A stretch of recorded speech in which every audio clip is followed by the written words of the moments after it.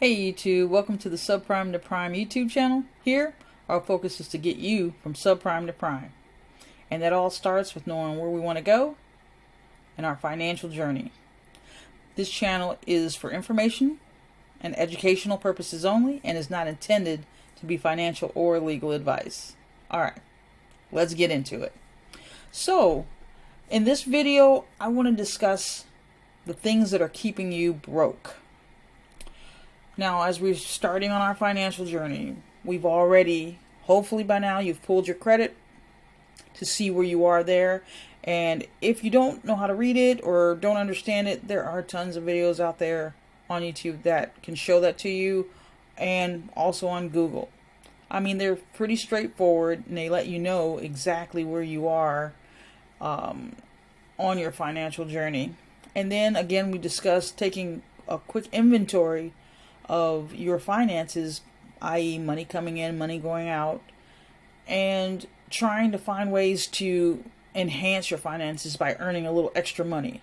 Now, like I said, in this channel, we're talking about the very beginnings. Maybe you are not there, maybe you're, again, in a better financial situation.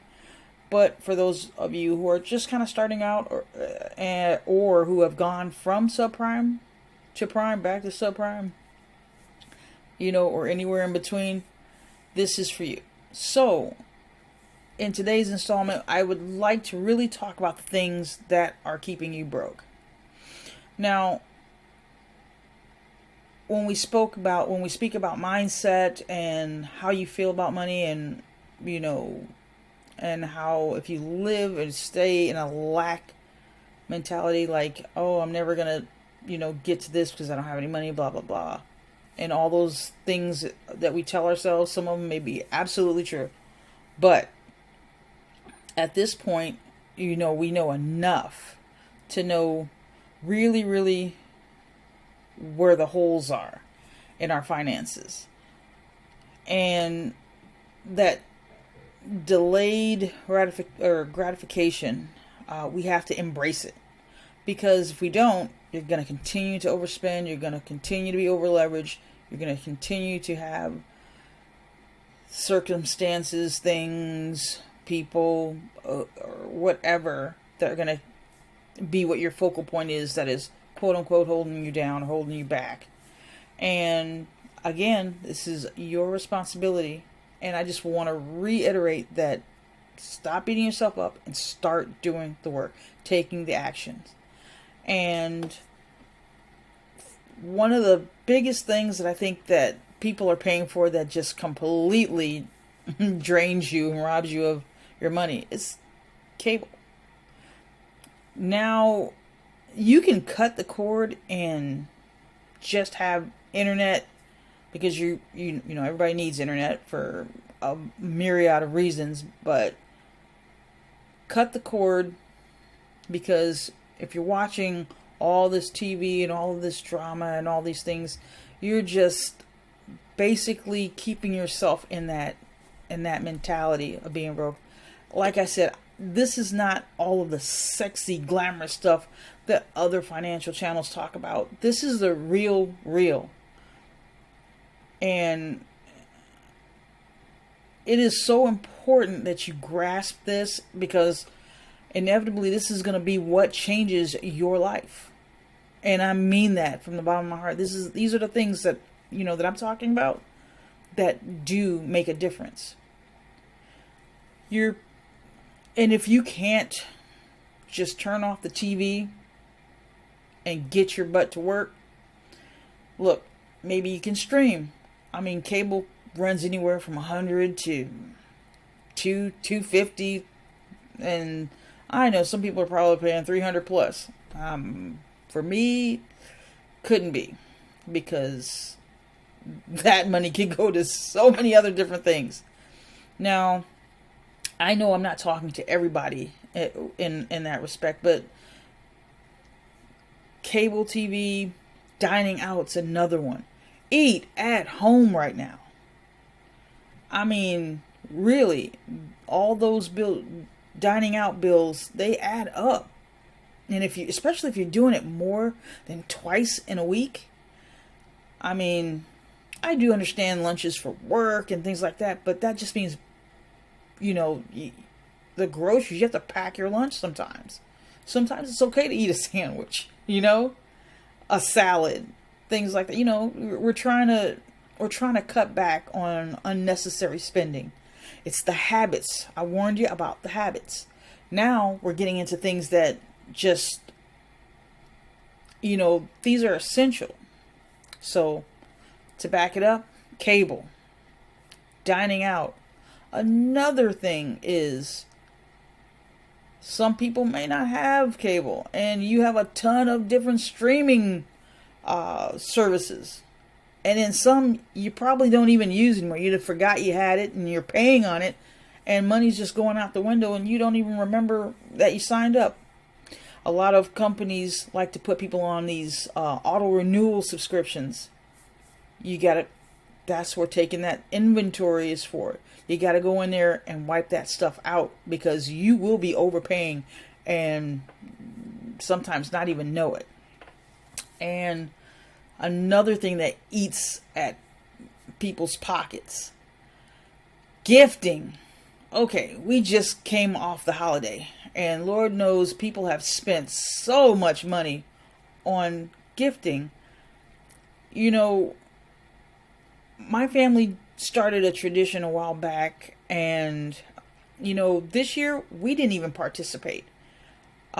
We decided that we're not going to get a bunch of people gifts, and that's even though we know we probably could with no problem in our circle, but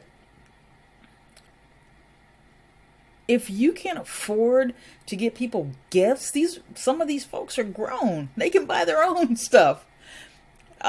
You don't have to spend money. I mean, you can make someone a gift, something that's unique and special to them, and still have the same result. You're trying to be on your financial journey.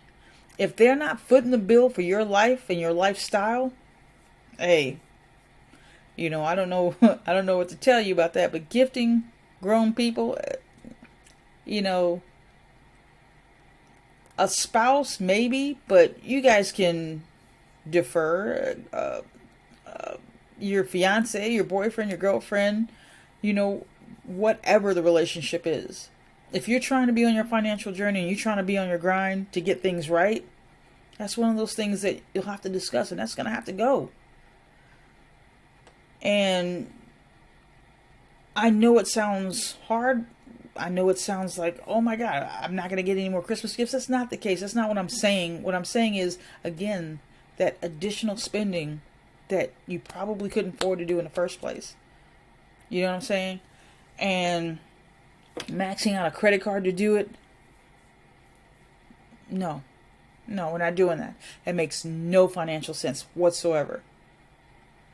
Overdrafting on a bank account, and you know better than that. So what I'm saying in essence is, an actionable step is to declare that you will not spend on these frivolous items. These won't serve you right now while you're on the climb. You're trying to get to the top. And these things are things that are holding you back. Now, let's go a little bit next level. Living in unaffordable housing. I know that's like right now, you're like, are you crazy? All housing is damn near unaffordable. Yeah, that's true. And I think that it probably will get way worse before it gets better.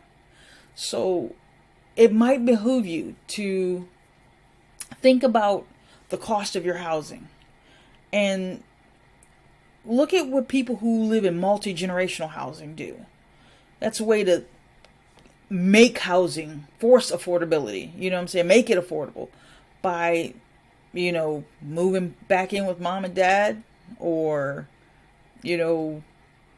bunking up with a roommate for you singles. Just trying to make the housing part a little bit more affordable. It is ridiculous out there, and I know rents are high, but sometimes you gotta fall down to the bottom to get to the top. you know, and that's me keeping it real with you. So, actionable steps for today's video: cut all of the things that are absolutely unnecessary so that we start to begin to save a little bit of money. You know, we're already trying to get a side hustle to bring more income in. This will save you money. Okay? Getting rid of those unnecessary items will definitely move the needle a little bit for you. Okay? So, again, keep grinding and keep thinking of ways that you can add to your finances instead of taking away. And I'll see you again next time on the next video. Thanks so much for tuning in. Please like and share, or like and subscribe. And we'll see you next time on Subprime to Prime.